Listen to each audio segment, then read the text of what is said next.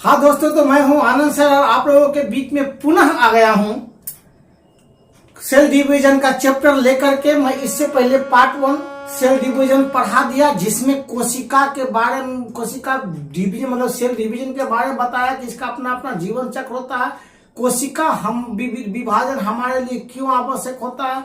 दूसरी बात, जब कोशिका विभाजन होता है तो उसमें क्या प्रक्रिया होती है, उसका क्या जीवन चक्र होता है। जीवन चक्र के बाद उसका क्या फेज होता है, जैसे इंटर फेज होता है, और इसके बाद जो है मतलब एम फेज यानी कोशिका विभाजन का फेज होता है।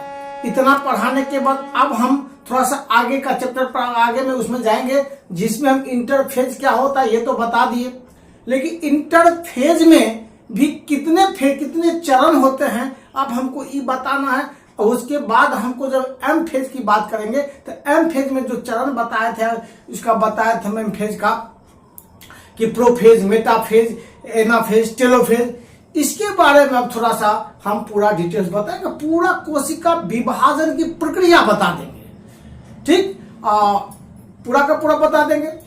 लेकिन दोस्तों, आप मेरे चैनल को सब्सक्राइब करिए, मैं मेहनत करता हूं और उम्मीद है कि हम आप सबसे जुड़े रहेंगे हमेशा।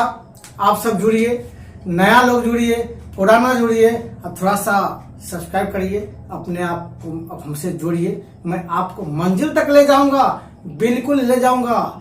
न रहो न निराश करो, मन को कुछ काम करो, कुछ काम करो, जग में रहकर कुछ नाम करो। अगर आप निराश हो गए हैं तो मुझसे जुड़िए, मैं आपको वहां तक ले जाऊंगा, लेकिन कुछ काम करते रहिए, पढ़ते रहिए। चलिए आइए मेरे साथ जुड़िए, मैं आपको बताने जा रहा हूं फिर से आज सब। इसके बाद पार्ट 2 में हम पहले पार्ट में हम वैज्ञानिकों से परिचय कराना भूल गए थे, तो अब मैं आ रहा हूं इस चैप्टर में कि मैं कुछ वैज्ञानिकों से आपको जानकारी करा दूं कि कोशिका विभाजन जो है, इसके अध्ययन जो किए उससे जो कई तथ्य निकल के आए, तो एक साइंटिस्ट से नहीं आया, वो कई साइंटिस्ट इस पे अध्ययन करते गए और समय समय पर इसके अलग अलग चीजें निकलता गया, जिसमें कोशिका विभाजन में इन वैज्ञानिकों का बहुत योगदान है। ये नेगाली महोदय है, ये नेगाली महोदय 1846 में सबसे पहले इसी ने कोशिका विभाजन को देखा। लेकिन तब तक कोई बहुत ज्यादा इनका नाम नहीं हुआ, क्योंकि इसने कह दिया कि चलो पूरा नया कोशिका जो अपने पुराने कोशिका के विभाजन से बनता है, कोई जन्म नहीं लेता, बल्कि पुराने कोशिका से ही नई कोशिका का निर्माण होता है जब उसका विभाजन हो जाता है। बाद में एक वैज्ञानिक महोदय आए, रुडोल्फ विर्चाउ, जो बहुत ज्यादा बायोलॉजी में, या ये कहिए कि जो कोशिका विभाजन होता है इनमें इनका बहुत बड़ा नाम है। इसने ये जो नेगाली महोदय है इनका समर्थन किया, क्योंकि ये भी अध्ययन किए कोशिका के विभाजन पे, तो ये क्या किए, नेगाली महोदय जो कहा कि पूर्ववर्ती कोशिका से ही नए कोशिका का निर्माण होता है, इनका समर्थन किया और उन्हें बहुत महत्वपूर्ण एक शब्द वाक्य बोले थे। शब्द क्या वाक्य बोले थे, उसको कहा जाता है ओमनी सेलुला ए सेलुला। क्या, ओमनी सेलुला ए सेलुला, ओमनी सेलुला ए सेलुला, ओमनी सेलुला ए सेलुला। अर्थात इसका अर्थ यह हुआ कि नई कोशिकाएं अपने परवर्ती कोशिकाओं से बना होता है, इसके विभाजन से बना होता है। अब इसके बाद रुडोल्फ महोदय के बाद स्ट्रासबर्गर साहब 1870 में क्या किए, पादप कोशिका के विभाजन का अध्ययन किए। क्या, पादप कोशिका के विभाजन का, और उसने बहुत सारा उसमें जैसे साइटोकाइनेसिस कुछ नाम दिया अपना। लेकिन उसके बाद चलिए, ये है फ्लेमिंग महोदय। फ्लेमिंग महोदय 1882 में प्राणी कोशिका पे अध्ययन किया, उनके विभाजन पे बहुत अध्ययन किया, और इसके बाद अपना वैज्ञानिक समुदाय में अपने उसमें लिखा जो भी देना हुआ, यानी कि प्राणी कोशिका पे अध्ययन किया। और ये माइटोसिस शब्द जो है किसने दिया, फ्लेमिंग महोदय ने ही माइटोसिस शब्द का प्रतिपादन किया और उसको बताया कि कोशिका विभाजन, जो सोमेटिक कोशिका जो विभाजन होता है वो क्या होता है, तो माइटोसिस होता है। इसके बाद है सेलिंचर महोदय 1887 में कैरियोकाइनेसिस अर्थात वो केंद्रक के विभाजन का अध्ययन किया और इसको कैरियोकाइनेसिस नाम दिया। साथ ही व्हाइटमैन महोदय 1887 में साइटोकाइनेसिस यानी कोशिका द्रव्य के विभाजन के बारे में बताया, ठीक है, और नाम भी दिया उसका। एक है हार्वर्ड और पेले महोदय कोशिका चक्र के विभिन्न अवस्थाओं के बारे में बताया, जैसे इंटरफेज हो गया, इसके बाद एम फेज यानी कोशिका विभाजन का फेज हो गया। इंटरफेज में भी कई जो अवस्थाएं हैं, फेज हैं, जिसके बारे में हम आगे बात कर रहे हैं। चलिए तो फिर आगे आते हैं। अब हम सबसे पहले जब हम बात करते हैं तो अभी हम कोशिका विभाजन के प्रकार के बारे में बता दिए, तभी हम बता रहे थे आपको माइटोसिस। तो माइटोसिस फिर बता दिए थे, तो क्या था एक कोशिका विभाजन में माइटोसिस मतलब इसका क्या था, समसूत्री विभाजन है, समसूत्री विभाजन। अब इसका क्या है, माइटोसिस। तो माइटोसिस का बहुत सारा चर्चाएं कर दी गई है। अब हम इसका जो हम अभी बताए थे कि हम इंटरफेज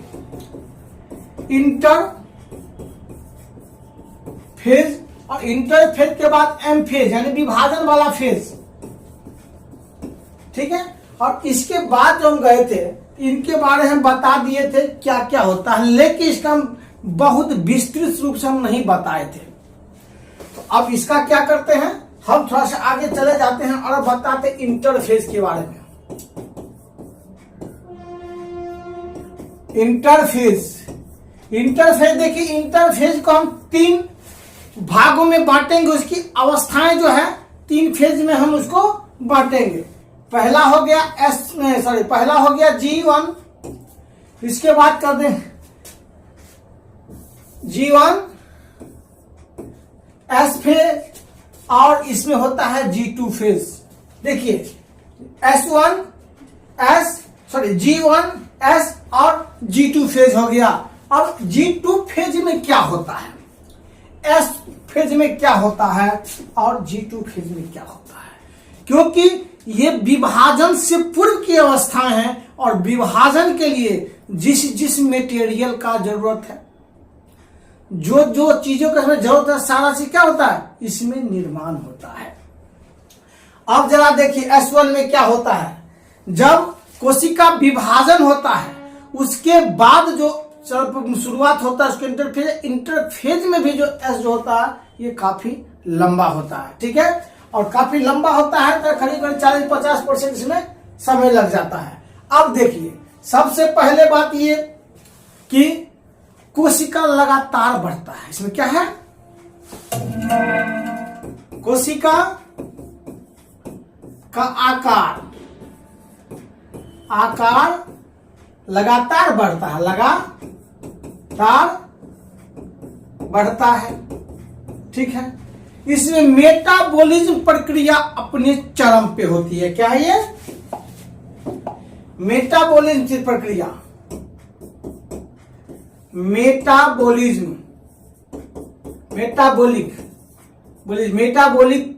मेटाबॉलिक प्रक्रिया या मेटाबॉलिक क्रिया कहिए, मेटाबॉलिक क्रिया अपने चरम पे होता है, चरम पर होता है, ठीक है। अब ये हो गया, इसमें कुछ प्रोटीन्स भी बनते हैं, प्रोटीन का भी निर्माण होता है, ठीक। इंटरफेज में क्या है, प्रोटीन का निर्माण हुआ। अब मेटाबॉलिज्म प्रोटीन का भी, और रेप्लिकेशन जो होता है किसका, जो ये डीएनए का जो रिप्लिकेशन होता है, प्रतिकृति बनती है, उसके लिए जो आरएनए की आवश्यकता होती है, इसका भी निर्माण इसी में होता है, ठीक है। इसका क्या, आरएनए का भी निर्माण होता है। और ये सबसे लंबा प्रक्रिया है। क्या है? सबसे ये लंबा प्रक्रिया, लंबा फेज बोलेंगे। और इस फेज में क्या होता है?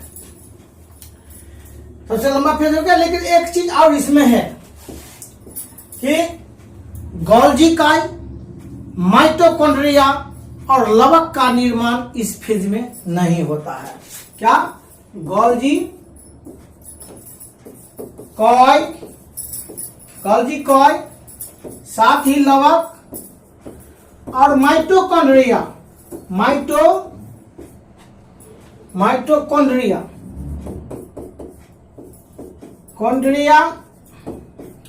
का निर्माण नहीं होता है। ठीक है, नहीं होता है। अब क्या हम एस फेज की बात करते हैं। ठीक है, एस फेज, इसको थोड़ा सा आगे बढ़ा देते हैं, G2 फेज। अब एस फेज में क्या होता है? जब ये फेज कंप्लीट हो जाता है तो एस फेज में दो काम होता है। सबसे पहला तो डीएनए का रेप्लिकेशन हो जाता है। डीएनए का प्रतिकृति, डीएनए का प्रतिकृति बनता है। ठीक है, प्रतिकृति क्या हुआ? अब जैसे हम आपको बता रहे हैं, ये क्या हुआ? ये डीएनए हुआ।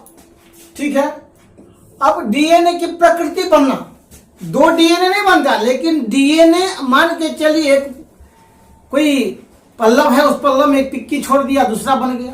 तो इसी प्रकार इसी क्रोमोजोम में एक जो क्या है, ये बन गया। तो ये जो निर्माण हुआ ना, इसको हम बोलेंगे रेप्लिकेशन। इंग्लिश में क्या बोलेंगे? रेप्लिकेशन। रेप्लिकेशन क्या है? रेप्लिकेशन। तो रेप्लिकेट हो गया। अब एक और चीज है, जब डीएनए का रेप्लिकेशन होगा तो एक चीज और बनना चाहिए, इसमें हिस्टोन प्रोटीन का निर्माण होना चाहिए। तो क्या बनेगा?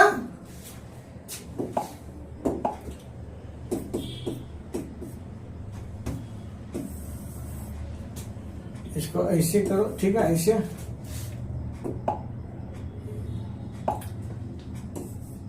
ठीक है, तो क्या बनेगा? इसमें हिस्टोन प्रोटीन का निर्माण होता है। Histone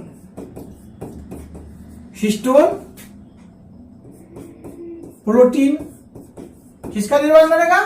histone. दो चीज मुख्य रूप से इसमें होता ही है, हिस्टोन प्रोटीन का निर्माण होता है और इसका रेप्लिकेशन होता है। और एक चीज, इसकी अमाउंट बढ़ता है। किसका? ये जो अमाउंट है ना, ये अमाउंट बढ़ गया। किसका? डीएनए का।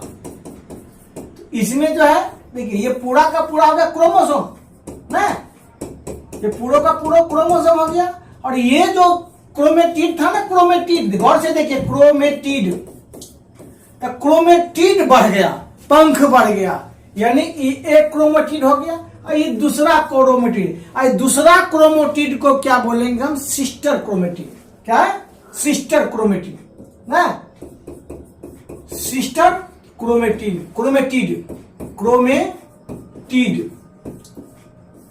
अब गौर से देखिए, इसमें क्या क्या हुआ?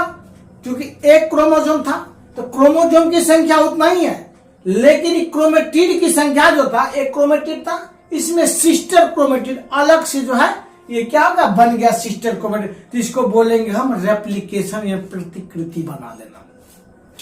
और जब ये प्रतिकृति बनेगा उसके बाद ही जाकर के विभाजन होगा, क्योंकि उसमें हमको बराबर का जो इस समय ये माइटोसिस में बराबर क्रोमोसोम होना चाहिए। तब आगे की प्रक्रिया देखते हैं। अब इस प्रक्रिया के बाद क्या होता है? इस प्रक्रिया के बाद होता है G2। चलिए अब हम थोड़ा सा आगे आ जाते हैं, G2 के बारे में बात कर लेते हैं। G2 क्या है? इंटरफेज का ये G2 है। G2 में क्या होता है? अब G2 में सारे काम जब हो जाता है तो अब क्या, इसके बाद जो विभाजन से पहले का जो जरूरत होता है, कुछ प्रोटीन्स इसकी आवश्यकता होती है ना। विभाजन के लिए आवश्यक प्रोटीन का निर्माण, ठीक है, आवश्यक प्रोटीन का निर्माण हो रहा है। अब इसके बाद क्या करेंगे, दूसरी बात, प्रोटीन का निर्माण हो गया, विभाजन के लिए आवश्यक प्रोटीन का निर्माण होता है और मेटाबॉलिज्म का प्रक्रिया जारी रहती है और साथ ही साथ ये कोशिका जो बढ़ रहा है ना, वो बढ़ना भी जारी रहेगा ना, उसके आकार का बढ़ना जारी है, ठीक है, जारी रहेगा। साथ ही साथ मेटाबॉलिक प्रक्रिया भी होती रहेगी, मेटाबॉलिक प्रक्रिया, मेटाबॉलिक क्रिया भी जारी रहेगी, रहेगा, ठीक है, जारी रहेगा।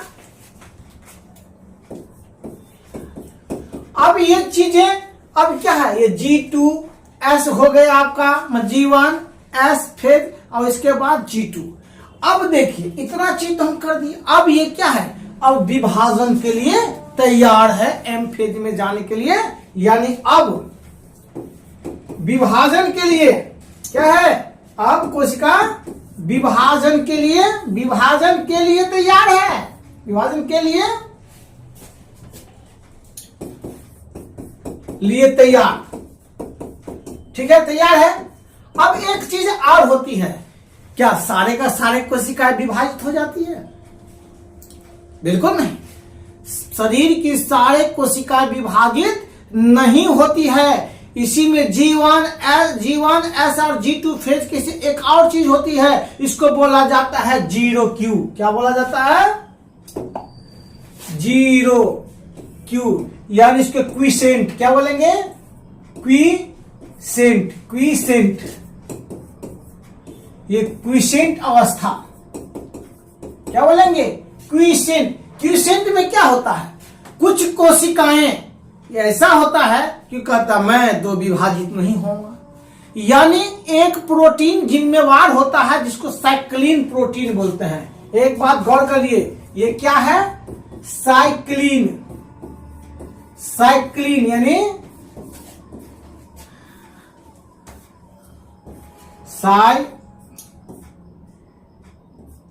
साइक्लिन प्रोटीन, साइक्लिन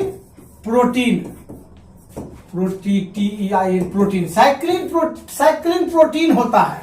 ये साइक्लिन प्रोटीन क्या करता है, यहां प्रोटीन लिख देते हैं, ये विभाजन के लिए उकसाता है कोशिका को, क्या करता है? उद्दीप्त करता है कि विभाजन हो जा, तो पढ़ो, तो आगे करो, कुछ करो।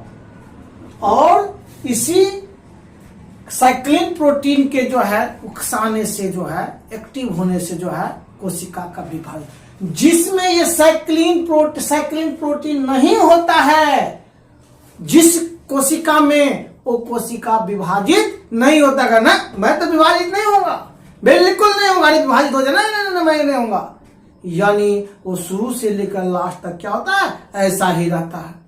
अब ये उसको क्या बोलेंगे? क्विसेंट अवस्था में चला जाता है कि बिना विभाजित, हमको विभाजित नहीं होना है। तो ऐसा कोशिकाएं कौन सा है?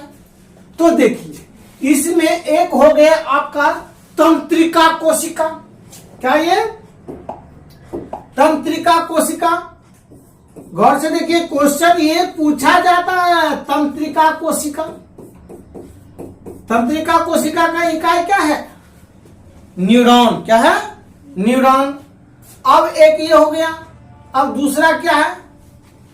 हम का जो हार्ट है, ये भी कोशिका, हार्ट का जो मैच्योर्ड कोशिकाएं होती है, हार्ट का क्या? हार्ट या HEART, हार्ट का मैच्योर कोशिका,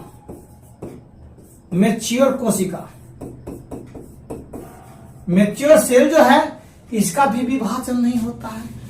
और ये जो होता है ना तंत्रिका कोशिका, ये जो स्टीम सेल में जो बनता है जिस समय, वही कोशिकाएं रह जाती है। चलिए, तो हम देख लिए कि साइक्लिन प्रोटीन जिस कोशिका में नहीं होगा वो कोशिका क्या होगा, उसका विभाजन नहीं होगा, वो क्विसेंट अवस्था में चला जाएगा, यानी जीरो अवस्था में चला जाएगा। और इसमें तंत्रिका कोशिका और हार्ट का कोशिका, हृदय का कोशिका आता है। अब जरा हम एक चीज और दिखाते हैं आपको।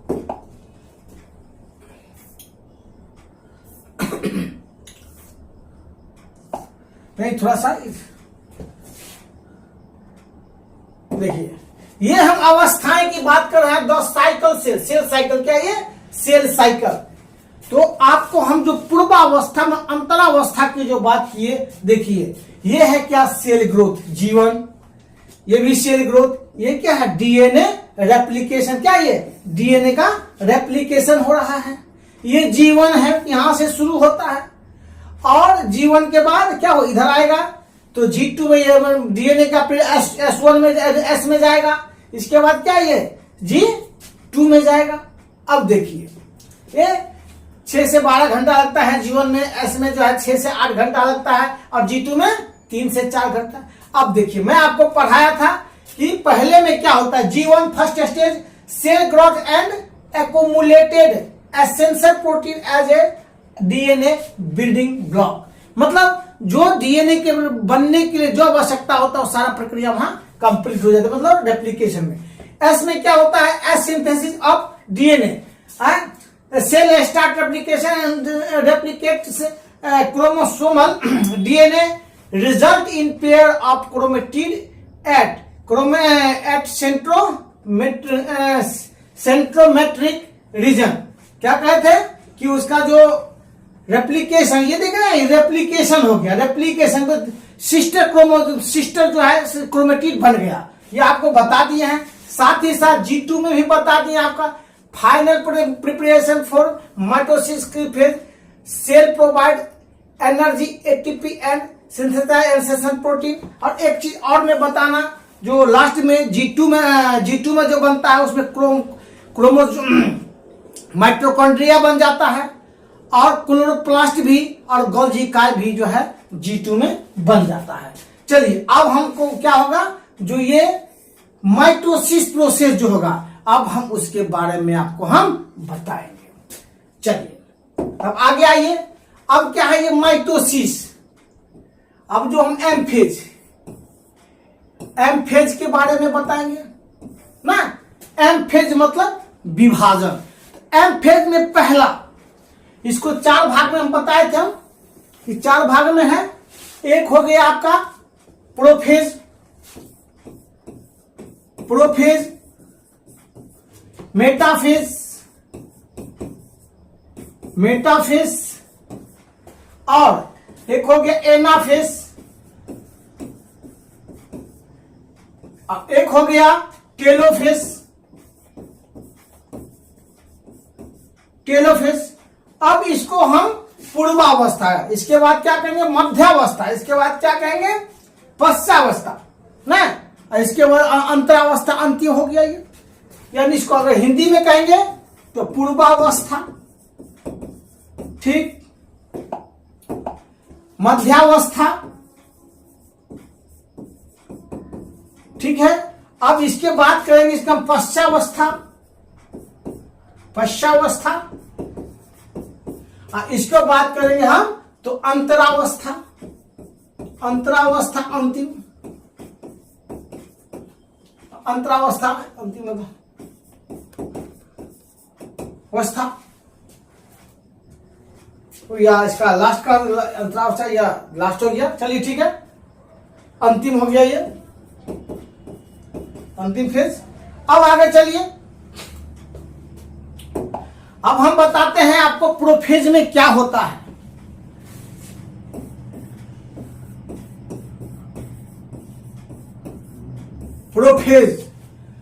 प्रोफेज में कुछ प्रक्रिया, अब यहां से क्या होता है, विभाजन की प्रक्रिया चालू, यानी एम फेज में आ जाते हैं।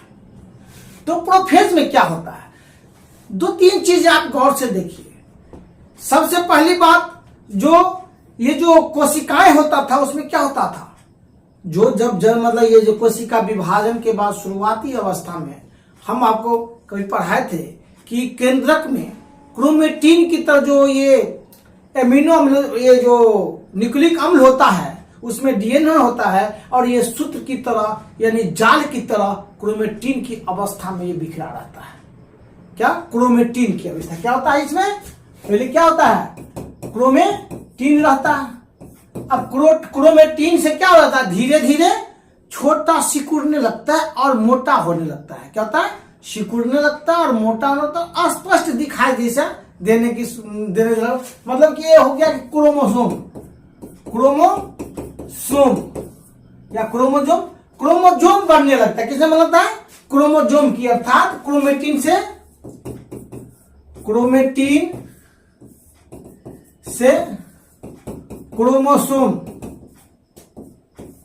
क्रोमोसोम में बदलने लगता है। ठीक है, बदलने लगता है। अब क्या है? दूसरा हो गया, बदलने लगता है। अब दूसरा ये हो गया कि अब ये जो धागा जो है छोटा और मोटा होने लगता है। क्या होता है? क्रोमेटिन छोटा और मोटा होने लगता है। ठीक है, अब क्या है? फिर इसके बाद आएंगे, उस स्थिति में हम सेंट्रियोल को देखते हैं। सेंट्रियोल क्या करता है? सेंट्रियोल दो तो उसी में फेज बन जाता है, इस फेज में, और वहां से अब सेंट्रियोल अपना स्थान छोड़ करके जाना शुरू कर देता है। क्या है? किधर? अब हम बताए थे कि जो कोशिकाएं होती है तो इसमें सेंट्रियोल होता है। अब ये सेंट्रियोल दो सेंट्रियोल बन जाएगा और धीरे धीरे ये सेंट्रियोल क्या करेगा? उधर जाना शुरू करेगा। साथ ही साथ स्पिंडल फाइबर भी क्या करेगा? उसको बनाना शुरू कर देगा। तो अब सेंट्रियोल अलग होकर के सेंट्रियोल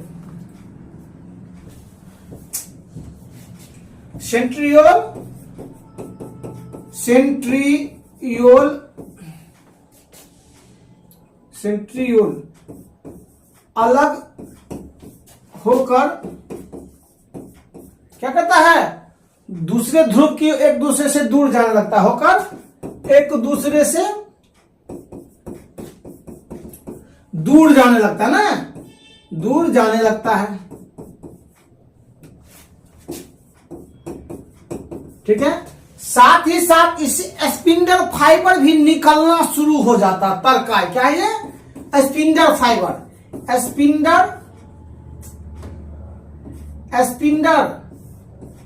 फाइबर भी निकलना शुरू हो जाता है, निकलना शुरू हो जाता है। अब इतना काम हो गया। ठीक है, अब जब इतना काम हो गया, पहले क्या? क्रोमेटिन से क्रोमोसोम में बदलना शुरू हो जाता है। जो क्रोमेटिन जो है मोटा होने लगता है, छोटा होने लगता है, सिकुड़ माने संघनित, ये छोटा मोटा संघनित होने लगता है। सेंट्रियोल अलग होकर के अपना अलग ध्रुव की ओर जाने लगता है, दूर जाने लगता है, स्पिंडल फाइबर से निकलना शुरू हो जाता है। साथ ही साथ एक घटनाएं और होती है, और घटनाएं ये जो कोशिका जो केंद्रक है ना, ये केंद्रक झिल्ली भी डिसएपियर होने लगता है। ये धीरे धीरे क्या है? मिटने, इसमें तो डीएनए है तो मिटने लगता है ना। केंद्रक झिल्ली मतलब क्या हुआ? झिल्ली यानी केंद्रक झिल्ली डिसएपियर, लुप्त होने लगता है। क्या? लुप्त होने लगता है। देखिए, बहुत अच्छी है कि पूछा जाता है कि केंद्रक झिल्ली लुप्त किस अवस्था में होता है ना। केंद्रक झिल्ली जो लुप्त होता है कैसे होता है? ठीक है, अब देखिए, न्यूक्लियस जो प्लाज्मा होता है, वो अंग्रेजी में न्यूक्लियस प्लाज्मा जो होता है वो विलुप्त होने लगता है। इतना काम अब हो गया तो प्रोफेज खत्म हो गया। अब विभाजन की असली प्रक्रिया, अब गुणसूत्र की बात चलता है। चलिए, अब इसी में हम एक चीज और, जब प्रोफेज का हो गया है तो हम एक चीज और कर लेते हैं जो हाँ माइटोसिस में बहुत जरूरी होता है। तो चलिए मैं आपको दिखाता हूं।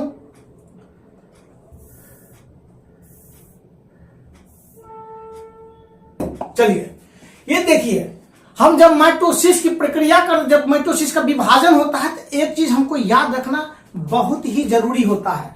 और जरूरी ये होता है कि देखिए ये क्या है, haploid cell, diploid cell, monad cell और dyad cell. Haploid cell, monad cell, dyad. इसमें देखिए जब भी मनुष्य में, मतलब मानव में, आदमी में या जंतु कोशिका में क्या होता है, डिप्लॉय सेल ही होता है। डिप्लॉय सेल का अर्थ क्या हुआ और हैप्लॉइड सेल का अर्थ क्या हुआ। हैप्लॉइड सेल, पादप में हैप्लॉइड सेल भी होता है और डिप्लॉय सेल भी होता है, इसका विभाजन होता है। लेकिन जंतु कोशिका में डिप्लॉय सेल में ही माइटोसिस की प्रक्रिया होती है, ठीक है। और ये कहा जाए कि मतलब डिप्लॉइड सेल ही होता है। अब देखिए ये कोशिका हो गया, कोशिका के अंदर हम केंद्रक इसको मान लिए, ठीक है। अब केंद्रक में ये क्या है, केंद्रक में ये है क्रोमोसोम, तो ये हो गया सेंट्रियोल। अब ये इसका क्या हो गया, ये क्रोमेटिड। अब दो क्रोमेटिड, ये एक, इसको क्रोमेटिड एक ही माना जाएगा, तो एक क्रोमोसोम है। अब इसका बाद में क्या होगा, अगर इसका एक हो गया तो इसको क्या कहेंगे, हैप्लॉइड। लेकिन इसका एक प्रतिकृति, एक साथ में एक ही जाति एक अलग जाति, ये भी मान सकते हैं। मतलब दो, एक और दो, जबकि 23 जोड़ी, जो जोड़ी बोलते हैं ना, यही जोड़ी। ऐसे ऐसे अगर 23 होगा, ऐसे ऐसे 23 बन जाएगा, ऐसे ऐसे 23 बन जाएगा, ये पीला वाला, तो 46 हो जाएगा। इसी को हम 23 जोड़ी बोला जाता है ना। तो ये क्या है, डिप्लॉय सेल, दो प्रकार का सेल हो गया ना। मैं ये सेल नहीं, मतलब क्रोमोसोम हो गया है। ये हम डिप्लॉय सेल के बारे में बता दिए कि डिप्लॉय सेल जो होता है दो क्रोमोसोम वाला भी कर दिए हैं। और है मोनॉड सेल, ये जो देख रहे हैं, ये जो क्रोमोसोम है, क्रोमेटिड में ये एक ही क्रोमेटिड माना जाएगा। और ये क्या है, दो क्रोमेटिड, यानी अगर सिस्टर क्रोमेटिड, ये क्रोमेटिड है, इसमें दो निकल गया, मान के चलिए, और रेप्लिकेशन हो गया इसका डीएनए का, जो एस फेज में होता है, तो क्या आ गया, ये सिस्टर क्रोमेटिड हो गया। जब सिस्टर क्रोमेटिड हो जाए उसको डायड बोलेंगे, और सिंगल क्रोमेटिड को हम मोनॉड बोलेंगे, ठीक है। अब हम आगे देखते हैं। तो अभी हम आपको पढ़ाए थे प्रोफेज के बारे में पढ़ाए थे, अब मेटाफेज, एनाफेज, टेलोफेज। तो प्रोफेज हम क्या पढ़ाए थे ये दिखा देते हैं। अब हम मेटाफेज के, तो थोड़ा सा चलिए आगे, हम पहले पढ़ा देते हैं, उसके बाद हम कुछ करेंगे। अब चलिए तो अब हम क्या पढ़ते हैं, मेटाफेज ना। अब हम मेटाफेज के बारे में जानकारी लेंगे। मेटाफेज,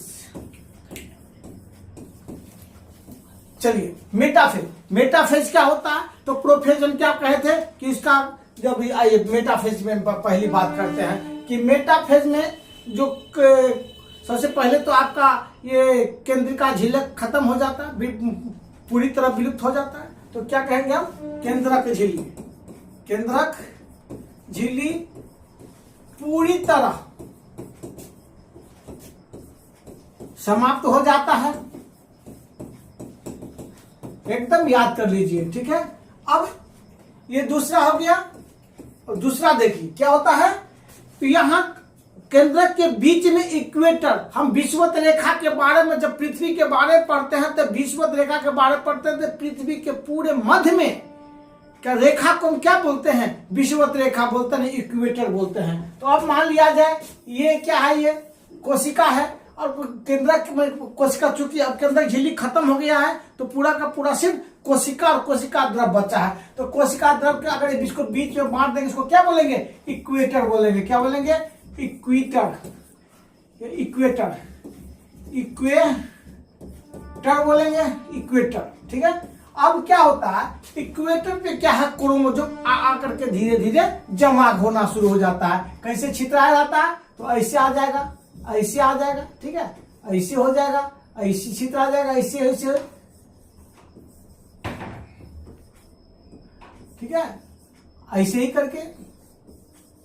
तो ये कहां आ गया, सब आ करके जो है इक्वेटर पे जमा हो गया। इसका जो स्पिंडल फाइबर जो है निकला रहेगा, किससे निकला रहेगा, ये जो सेंट्रोसोम या सेंट्रोमियर जो इसको बोलते हैं वहां से, और किसमें घुस जाएगा, ये सेंट्रोसोम या सेंट्रोमियर से निकलेगा। ये स्पिंडल फाइबर जो है, ये क्या, ये क्या हो गया? तो इसको देखिए, इसको क्या बोलेंगे हम? ये जो है तो सेंट्रियोल सेंट्रियोल हो गया। और ये जो क्रोमोसोम के बीच वाले भाग जो जुड़ा हुआ है, जो मोटा, वहां जो दोनों सिस्टर क्रोमोसोम जो जुड़ा हुआ, इसको क्या बोलेंगे हम? तो सेंट्रोमियर यानी कि सेंट्रोमियर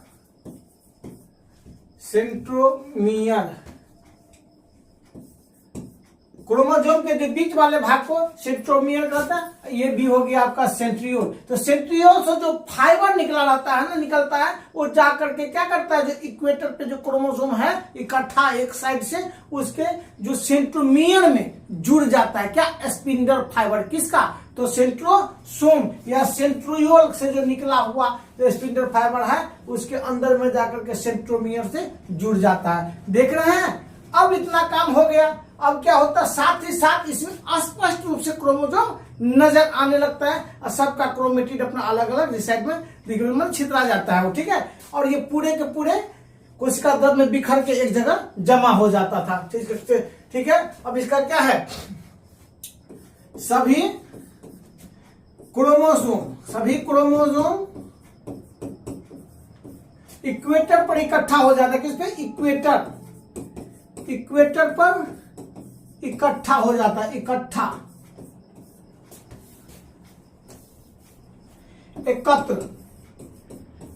हो जाता है। चलिए, इसमें पूरी तरह क्या हो गया? केंद्रक झिल्ली पूरी तरह खत्म हो गया। साथ ही साथ सेंट्रियोल से जो निकला हुआ फाइबर है वो किससे जुड़ जाएगा? सेंट्रियोल से निकला हुआ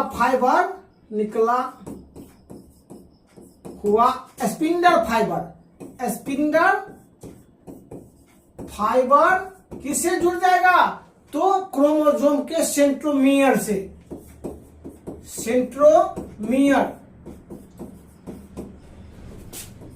जुड़ जाएगा। अब इतना काम इसका हो गया, ठीक है। अब क्या करेगा? धीरे धीरे वो ताकत लगा के खींचना शुरू करेगा कि इसका स्पिंडल फाइबर इधर खींचेगा और इसका स्पिंडल फाइबर इधर खींचेगा। और वो क्या होगा? क्रोमेटिड जो क्रोमोसोम है वो सेंट्रोमियर पर से टूट जाएगा। क्या हो जाएगा? टूट जाएगा। फिर उसके बाद आगे की देखिए क्या करेगा? यहाँ पे टूट जाएगा।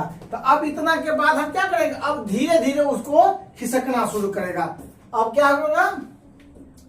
तो क्रोमोसोम इसी में क्या हो जाएगा?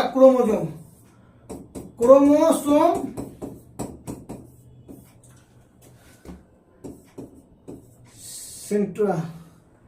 सेंट्रोमियर से टूट जाएगा ना।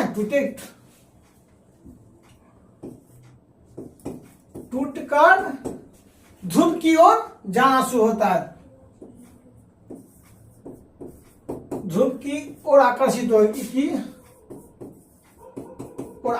होगा ना। आकर्षित होगा, ठीक है। अब आगे हम देखते हैं कि सेंट्रोमियर के बाद क्या होगा। अब आगे आते हैं तो फिर चलिए हम दूटा देख लेते हैं। अब आगे आइए, हम जो इस पे आइए तो क्या है? ये प्रोफेज में क्या है? देखिए आपका ये क्या है? ये केंद्रक जो झिल्ली है धीरे धीरे नष्ट होना शुरू हो जाता है। क्रोमेटिन थोड़ा थोड़ा मोटा जैसा होना शुरू हो जाता है। इसके बाद ये सेंट्रियोल 2 हो गया। दोनों अपने अपने ध्रुव पे जाना शुरू होता है। साथ ही साथ स्पिंडल फाइबर भी निकलना शुरू हो जाता है। और जब ये काम हो जाता है तो हम आते हैं मेटाफेज पर देखिए सबसे पहले जो इसमें कोशिका झिल्ली पूर्णतः विलुप्त हो गया। अब ये जो अस्पष्ट जो क्रोमोसोम है, जो क्रोमोसोम बन रहा था क्रोमेटिन, अब पूरी तरह क्रोमोसोम बन चुका है और ये सिकुड़ कर छोटा और मोटा हो गया है। और अब क्या होगा? देखिए इक्वेटर कभी बोले थे कि इक्वेटर पे इकट्ठा होगा, इक्वेटर पे इकट्ठा हो गया। साथ ही साथ उसका जो इक्वेटर इकट्ठा होने में क्या है? ये पंख जो है जिसको क्रोमेटिड जो है ध्रुव की ओर जाकर के सबका दोनों ध्रुव की ओर क्रोमेटिड रहेगा। देखिए इकट्ठा हो गया, अपने अपने जो इसका क्रोमेटिड है ये ध्रुव की ओर हो गया, यानी सेंट्रोसोम या सेंट्रोमियर की तरफ, सेंट्रोसोम की तरफ हो गया, ठीक है। अब आगे देखिए अब आगे जब फेज होगा तो क्या होगा, ये स्पिंडल फाइबर किससे जुड़ गया, सेंट्रोमियर से जुड़ गया है। अब इसके बाद इसको तोड़ करके यहां से आना शुरू करेगा। अब एनाफेज में आ जाते हैं।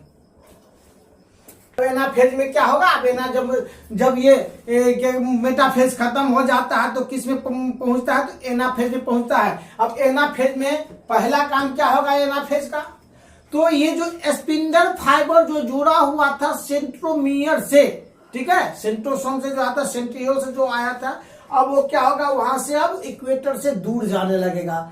और ये जो क्रोमेटिड जो ध्रुव की तरफ जो उसका था, वो अब वो सेंट्रोमियर ध्रुव की तरफ हो जाएगा और वो उससे दूर जाकर के सीधे अब ध्रुव की ओर चलना शुरू कर देगा। क्या करेगा, अब जैसे देखिए, अब ये इक्वेटर हो गया, ठीक है। अब इसका ऐसे ऐसे हो जाएगा, ऐसे देखिए, ऐसे ऐसे ऐसे ऐसे। अब इस क्या हो, सेंट्रोसोम में जुड़ गया ना, अब आ गया। अब यहां से क्या हो, दूर जाना शुरू हो गया। फिर इसी प्रकार देखिए, ऐसे ऐसे ऐसे ऐसे,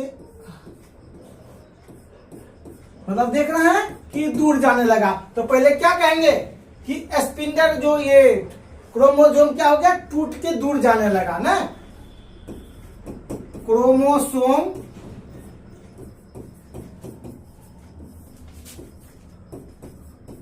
टूटकर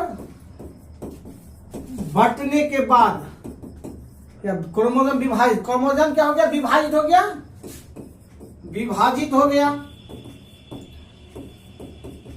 ठीक है। दूसरी बात, विभाजित हो क्या किया, स्पिंडल जो ये क्रोमोसोम है ध्रुव की ओर ना, क्रोमोसोम ध्रुव की ओर गति करने लगा और गति करने लगा, ठीक है। साथ ही साथ ये जो क्रोमेटिड है, क्रोमेटिड किस ओर हो जाएगा, इक्वेटर की तरफ हो जाएगा ना। और ये जो सेंट्रोमियर जो है,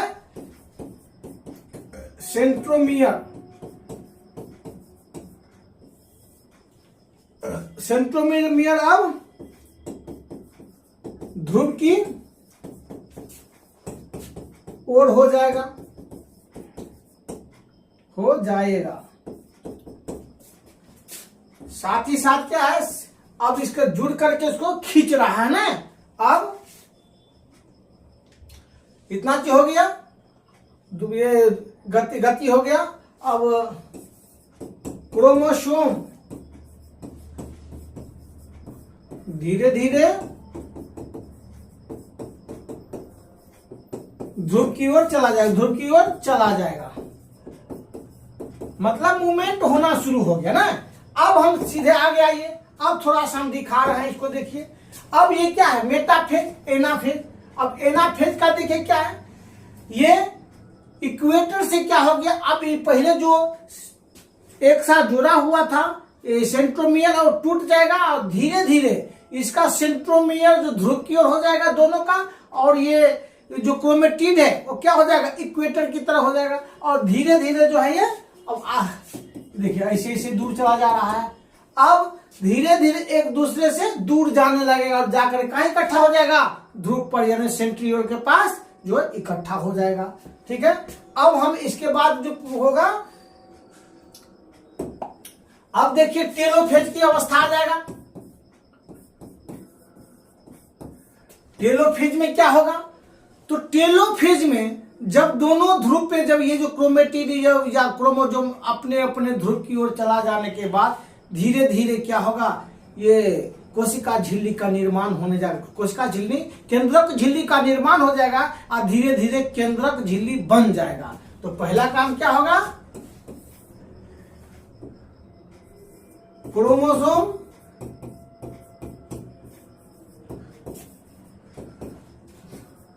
दोनों, क्रोमोसोम दोनों ध्रुव पर पहुंच जाएगा, पहुंच जाएगा, ठीक है।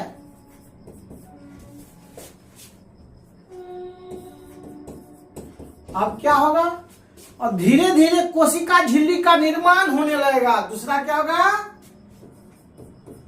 दोनों ध्रुव पर कोशिका झिल्ली का निर्माण हो जाएगा ना। दोनों झिल्ली का निर्माण हो गया, यानी अब क्या हो गया, केंद्रक बन गया ना।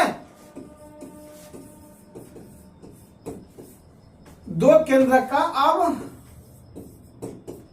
दो केंद्रक का निर्माण हो गया।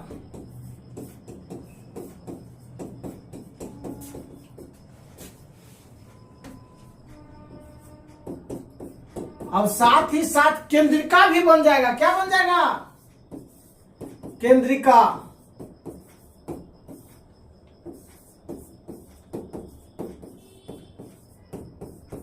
यानी कि अब क्या होगा, दो केंद्रक बन गया। अब दो केंद्र के बाद क्या होगा, अब कोशिका विभाजन, मतलब केंद्रक विभाजन तो हो गया। अब साइटोप्लाज्म यानी कोशिका द्रव का विभाजन होगा। थोड़ा सा आगे से देखिए, इसमें क्या हो गया, अब जब टेलोफेज पे पहुंचा तो धीरे धीरे एक इसका निर्माण शुरू हो गया केंद्रक झिल्ली का। अब बाद में पूरा केंद्रक झिल्ली बन गया। और इसके बाद क्या हो गया, केंद्रक दो बनने के बाद पुनः उस केंद्रक में जो क्रोमेटिन, जो ये क्रोमोसोम था, वो क्रोमेटिन के रूप में पुनः जाल की तरह बन जाएगा। चलिए, तो फिर ठीक है, क्या हो गया, टेलोफेज। चौथा था ये। पांचवा केंद्रक बन गया, केंद्रिका बन गया। अब क्या क्या हो गया, क्रोमोसोम, क्रोमोसोम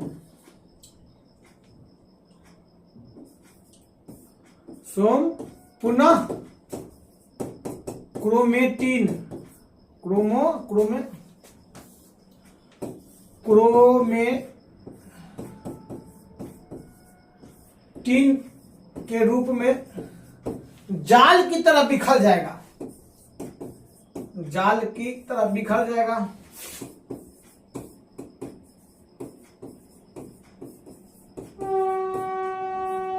ठीक है, अब वो पुनः क्रोमेटिन के रूप में बन गया, जाल की तरह बिखर जाएगा।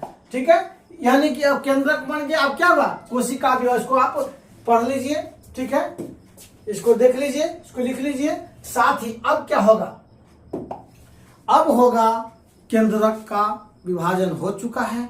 अब कोशिका द्रव का विभाजन हो गया ना। कोशिका द्रव का विभाजन। ठीक है, अब देखिए क्या होता है,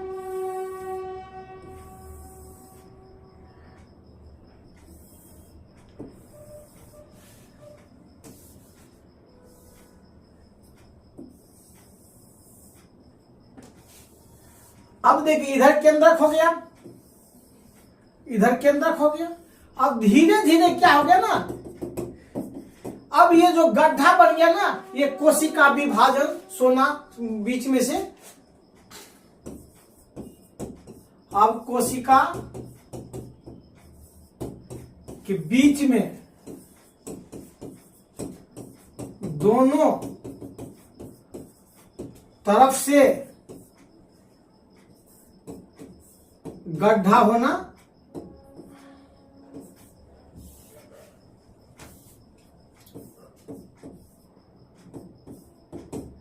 गड्ढा होना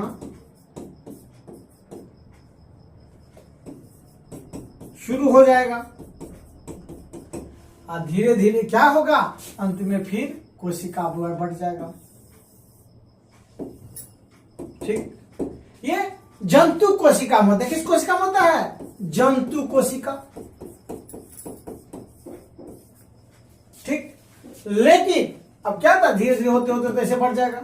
लेकिन पादप कोशिका में ऐसे नहीं होता है। पादप कोशिका में देखिए, ये जब होता है, सबसे पहले पादप कोशिका में तंतु का निर्माण सेंट्रियोल इसमें होता नहीं, अपने आप तंतु बन करके क्रोमोसोम को खींच लेता है और दो केंद्रिका बन जाता है। लेकिन ये जो बन गया, इसमें धीरे धीरे क्या है, इसमें एक लेयर का निर्माण होना शुरू हो जाता है, जिसको फ्लेगोसोमस कहते हैं। ठीक है, इसका निर्माण शुरू हो जाता है। और बाद में क्या है, एक पादप में जो है प्लेट बना लेते हैं। क्या बनाता है, प्लेट। प्लेट धीरे धीरे गाढ़ा होने लगता है, कुछ पदार्थ जो है उसमें पोषक तत्व सभी पेक्टिन वगैरह सब जमा होना शुरू हो जाता है और बाद में सेलुलोज का निर्माण कर लेता है। तो बहुत महत्वपूर्ण एग्जाम के लिए नहीं है, ठीक है, और फिर बाद में बदल जाता है, इससे ज्यादा पूछेगा नहीं। तो चलिए आज कोशिका विभाजन का काम हो गया। अब मतलब माइटोसिस में अब हम जब पढ़ाएंगे तो मियोसिस के बारे में पढ़ाएंगे। परीक्षा से संबंधित सारा क्वेश्चन आपका आ जाएगा, इससे एक भी क्वेश्चन छूटेगा नहीं। आप हमारा जो है इसको सब्सक्राइब कर दीजिएगा। और मैं क्या कहूँ, चलिए धन्यवाद।